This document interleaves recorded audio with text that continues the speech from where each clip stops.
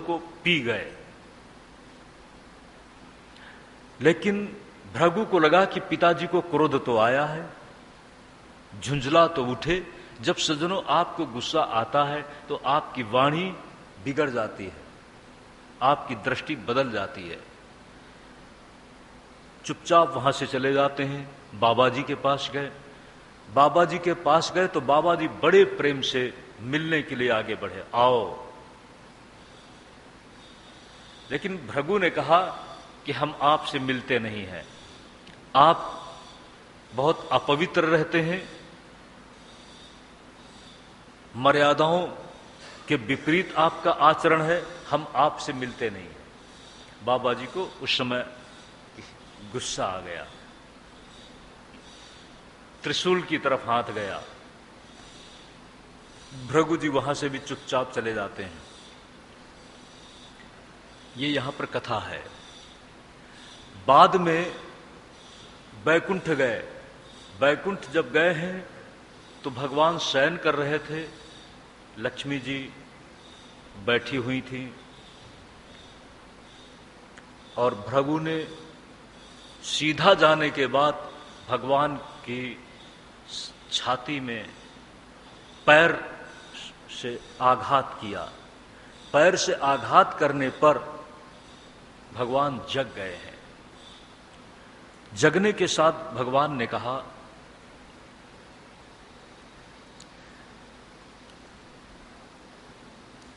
पहले ये बताइए आपको पैरों में लगा तो नहीं? क्यों? लोग बोलते हैं मैं बहुत पाषाण हृदय हूं, आपको लगा तो नहीं पैर में? पहले ये बताइए। अतीव कोमलौ तात चरणौ ते महामुने, आपके ये चरण तो अतीव कोमलौ, बहुत कोमल हैं। और ऐसा कह करके, कितना सुंदर चित्र है। भगवान बैठ गए और पैर को पकड़ लेते हैं और हाथ से सहला रहे हैं। कुछ लगा तो नहीं? कुछ चोट तो नहीं लगी? लोग मुझे पाखाड़ दर कहते हैं, यही तो कारण है। लोग, भक्त भी बोलता है कि मैं जल्दी मिलता नहीं हूं। लोग भी बोलते हैं कि मेरा हृदय जल्दी द्रवित नहीं होता है। तो ये मेरा बहुत कठोर हृदय है, इसलिए आपको लगा तो नहीं?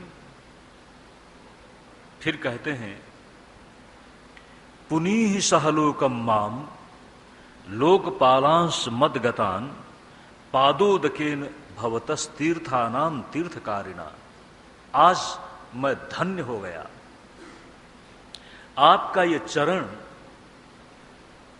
चरण का स्पर्श जो तीर्थ को महातीर्थ बना देता है। जहां आपका चरण पड़ जाता है वह तीर्थ बन जाता है।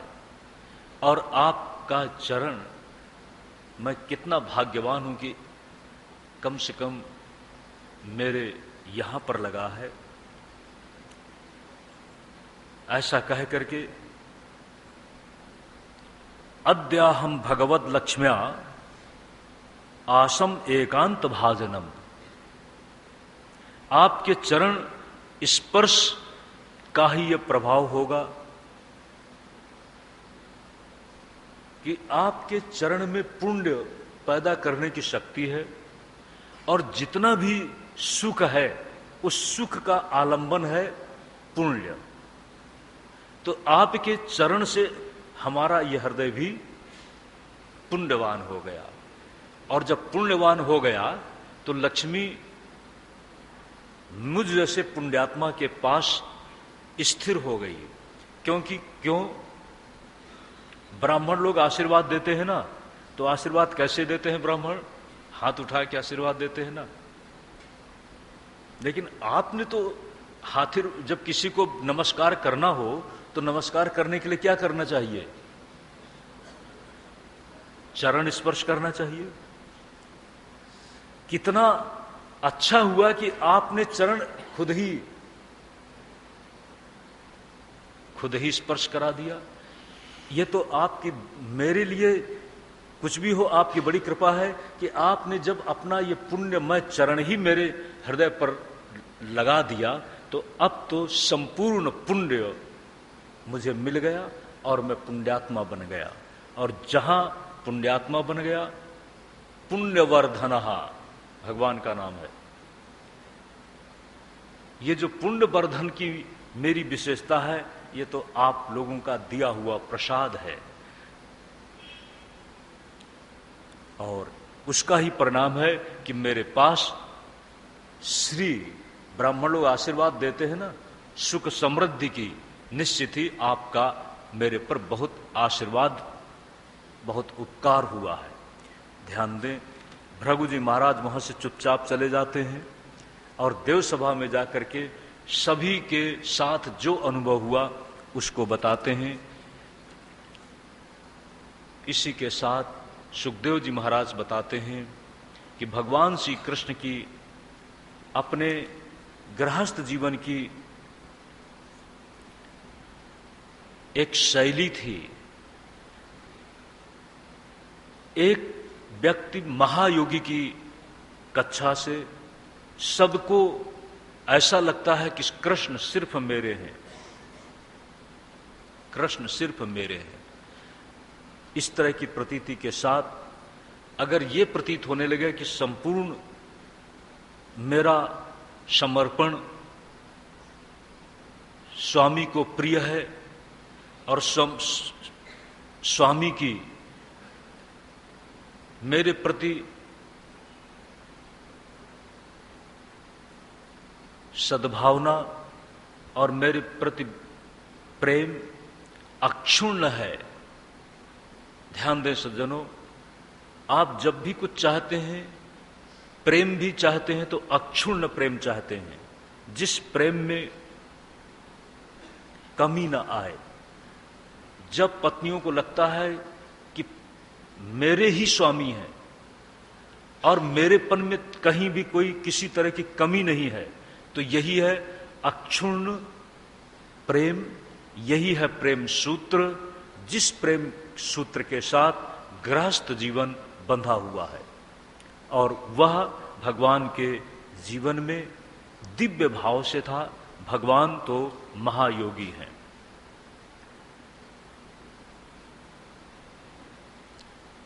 भगवान श्री कृष्ण की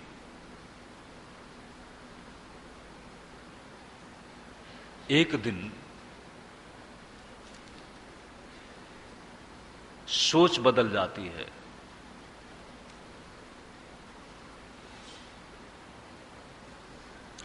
भगवान कृष्ण एक दिन सोच रहे हैं,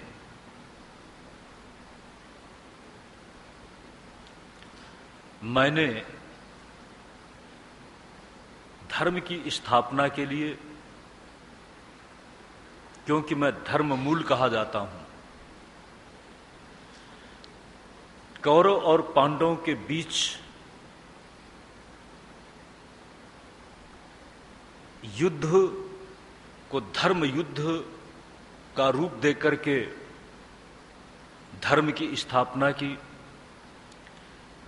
लेकिन आज हमारा ये जो यदकुल है, अपने आप में पृथ्वी का भार बनता चला जा रहा है। भगवान ने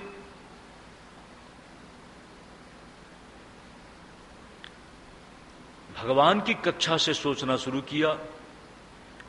जीव अपने को और अपनों को बचाता है, अपने से गलती हुई तो छिपाता है, मजबूरी बताता है। अपने किसी व्यक्ति से गलती हो तो जल्दी स्वीकारना नहीं चाहता। लेकिन भगवान ने देखा, ये को पिता सुबहु पांडुसा सपत्नई दुर्द्यूत हेलन कच ग्रहणादिभिस्तान कृत्वा निमित्त मितरेतरतः समेतान हत्वा नृपान निरहरत छित भारमीशः। भगवान की अंतः प्रेरणा ने यदुवंश के कुछ जवानों को एक मतिभ्रम पैदा कर दिया। विश्वामित्र, असित, कण्व, दुर्वासा, भृगु, अंगिरा, कश्यप, वामदेव, वशिष्ठ आदि ये सब ऋषि मुनि आए हुए हैं और उन युवकों के दिमाग में एक षड्यंत्र आया। सांब को स्त्री का वेश बना दिया और स्त्री का वेश बनाने के साथ उन ऋषि मुनि मंडली के पास गए हैं और जाकर के पूछा है, इयं गर्भवती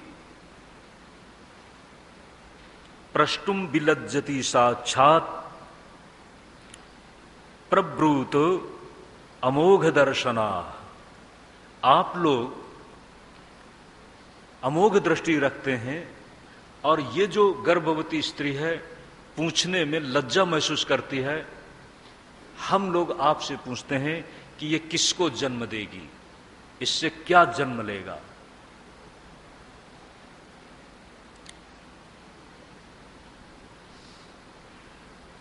एवं प्रलब्धा मुनयस्तान ऊचुः कुपिता नृप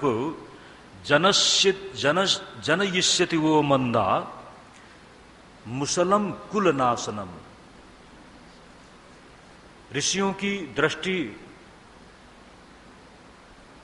कुपित हो उठी। उन्होंने देखा कि संभ्रांत कुल के ये युवक हमारे साथ मजाक करने आए हैं। हुई है सोई जो राम रचि राखा, को कर तर्क बढ़ावई शाखा। ये तो भगवान श्री कृष्ण की माया का खेल है। मम माया दुरत्यया, ये उनकी ही इच्छा के अधीन व्यक्ति की मति बदलती रहती है। नई नई व्यवस्थाएं अपने आप बनती और बिगड़ती रहती हैं। युवकों के मन में आज ये जो अकल्पनीय बात आई, ये भगवान श्री कृष्ण की जो वेदना थी कि अब यदुकुल का संहार हो जाना चाहिए, उस वेदना का ही ये रूप था। वो युवक बाद में बड़े लज्जित हुए जब ऋषियों ने कहा, तुम्हारी इस युवती के गर्भ से जो जन्म लेगा वह है मुसल, और वह मुसल तुम्हारे कुल के सहित सबका विनाश कर डालेगा। जब इस तरह से ऋषियों ने कहा तो युवकों में एक तीव्र आघात बढ़ता चला गया। ब्राह्मण और ऋषि के वाक्य अब निष्फल तो जाएंगे नहीं। आखिर में जाकर के सभा में भगवान कृष्ण को पता नहीं चला, इस बात को रखा है। उग्रसेन को पता चला। उग्रसेन ने उस मिसल को चूर्ण करा दिया है, लेकिन एक टुकड़ा कहते हैं जब चूर्ण बना देने के बाद समुद्र फेंकवा दिया गया है तो एक टुकड़ा कश्चिन्मत्स्योग्रशीलोहम चूर्णानि तरलैस्ततः उह्यमानानि वेलायाम लग्नान्यासन किलैरकाः। एक जो टुकड़ा है उस टुकड़े को एक मछली ने निगल लिया और बाकी जो चूर्ण था वो समय पाकर के एक घास के आकार में बदल गया। सुखदेव जी महाराज कहते हैं, अगर भगवान चाहते तो इस सांप को बदल सकते थे, लेकिन भगवान सत्य हैं और जब भी धर्म के विरुद्ध कृत्य किसी के द्वारा भी होता है तो चाहे वह अपना हो और चाहे कोई दूसरा हो, वह अधार्मिक है। भगवान सत्यनिष्ठ हैं, न्याय निष्ठ हैं। उनके यहां पर दो व्यवस्थाएं नहीं हैं, दो चिंतन नहीं है, समता है। समता को ही महत्व दिया गया। निर्दोषम ही समम ब्रह्मो, जो समता के व्यवहार में होता है, कहते हैं वही ब्रह्म व्यवहार है, वही ईश्वरत्व है। इसके साथ जब ये बात फैली है लेकिन किसी को पता नहीं चला, किसको पता नहीं चला? कहते हैं आम तौर से पता नहीं चला। भगवान जानते हैं, उद्धव जानते हैं, वसुदेव की सभा के लोग जानते हैं, और इसी बीच देवर्षि नारद पधारे हैं और देवर्षि नारद से वसुदेव जी ने पूछा है कि संसार में कैसे रहना चाहिए। तब देवर्षि नारद ने वसुदेव को राजा निमि और उनके पास आए हुए 9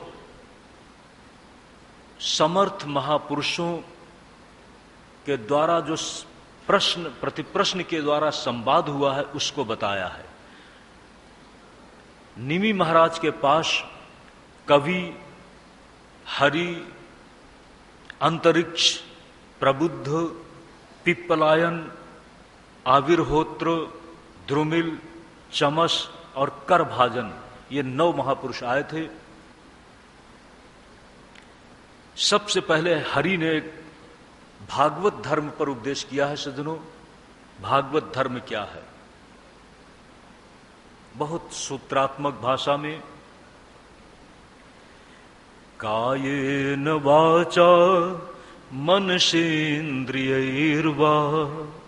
बुद्ध्यात्मना वा नुसृत स्वभावा करोति यद् यद् सकलं परस्मै नारायणेति समर्पयेतत् नारायणायेति समर्पयेत्। कायेन वाचा मनसेन्द्रियैर्वा,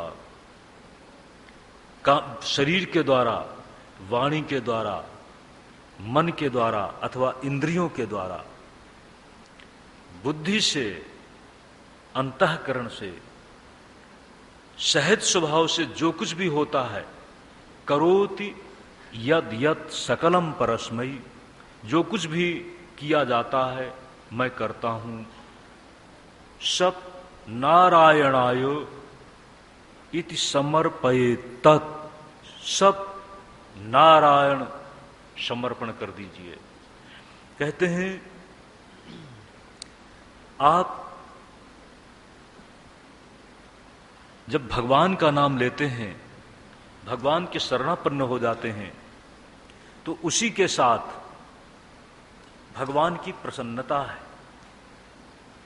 और भगवान की प्रसन्नता के साथ साथ आपकी भावना की पुष्टि है। और आपकी भावना की पुष्टि का परिणाम क्या है? वैराग्य की स्थिति। जो भगवद अतिरिक्त जो भी ये संसार है, उस संसार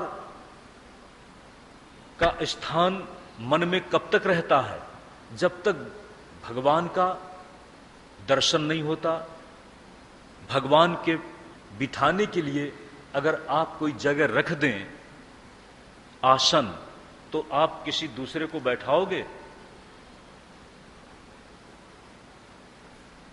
आप जब अपने घर में मंदिर बनाते हैं तो मंदिर में किसको बिठाते हैं?